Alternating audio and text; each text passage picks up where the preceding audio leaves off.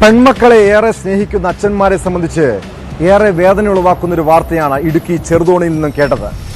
ചെറുതോണിയിൽ 17-കാരിയെ ലൈംഗിക അതിക്രമത്തിന് ഇരയാക്കിയത് പിതാവും പിതാവിന്റെ സുഹൃത്തും ചേർന്നാണ്. അമ്മ വിദേശത്തായിരുന്ന കാലയളവിൽ 4 വർഷത്തോളമാണ് പിതാവ് പെൺകുട്ടിയെ പീഡിപ്പിച്ചത്.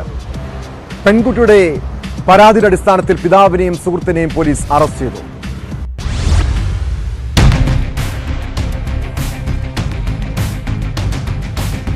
പെൺകുട്ടിയുടെ അമ്മ വിദേശത്ത് ജോലി ചെയ്യുകയാണ്.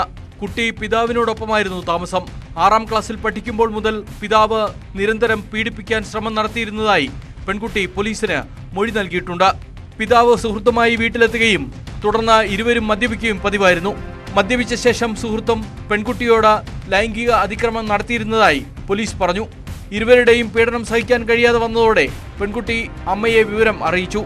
തുടർന്ന് അമ്മയുടെ നിർദ്ദേശപ്രകാരമാണ് ഇടുക്കി പോലീസിൽ പരാതി നൽകിയത്.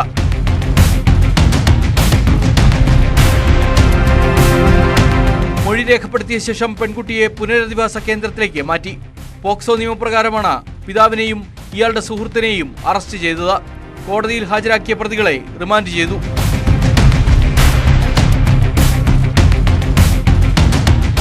ന്യൂസ് 18 ഇടുക്കി. പെൺകുട്ടികളെ വലയിലാക്കാൻ പല അടവുകളുമായി ഇറങ്ങുന്നവരുണ്ട്.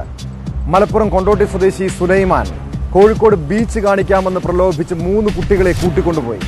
പിന്നീട് ലഹരി മരുന്ന് നൽകി പീഡിപ്പിക്കുകയായിരുന്നു. മാതാപിതാക്കൾ പരാതി നൽകിയതറിഞ്ഞ് വിദേശത്തേക്ക് കടക്കാൻ ശ്രമിച്ച ഇയാളെ കരിപ്പൂർ വിമാനത്താവളത്തിൽ വെച്ച് പോലീസ് പിടികൂടി.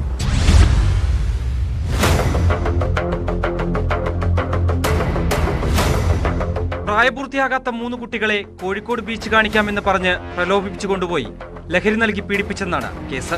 പിന്നീട് പല ദിവസങ്ങളിലും ഇത് തുടർന്നു. രക്ഷിതാക്കൾ പരാതി നൽകിയതറിഞ്ഞ് ഒളിവിൽ പോയ പ്രതി വിവിധ സ്ഥലങ്ങളിൽ ഒളിവിൽ കഴിഞ്ഞു വരികയായിരുന്നു. വിദേശത്തേക്ക് രക്ഷപ്പെടാൻ ശ്രമിക്കുന്നതിനിടെ കരിപ്പൂർ വിമാനത്താവളത്തിൽ നിന്നാണ് കൊണ്ടോട്ടി മൊറയൂർ സ്വദേശി സുലൈമാൻ പിടിയിലായത്. മലപ്പുറം ജില്ലാ പോലീസ് മേധാവിക്ക് ലഭിച്ച രഹസ്യ വിവരത്തെ തുടർന്നായിരുന്നു അറസ്റ്റ്. ഇയാൾ ഇത്തരത്തിൽ കൂടുതൽ കുട്ടികളെ ഉപയോഗിച്ചിട്ടുണ്ടോ എന്ന കാര്യം പോലീസ് അന്വേഷിച്ചു വരികയാണ്.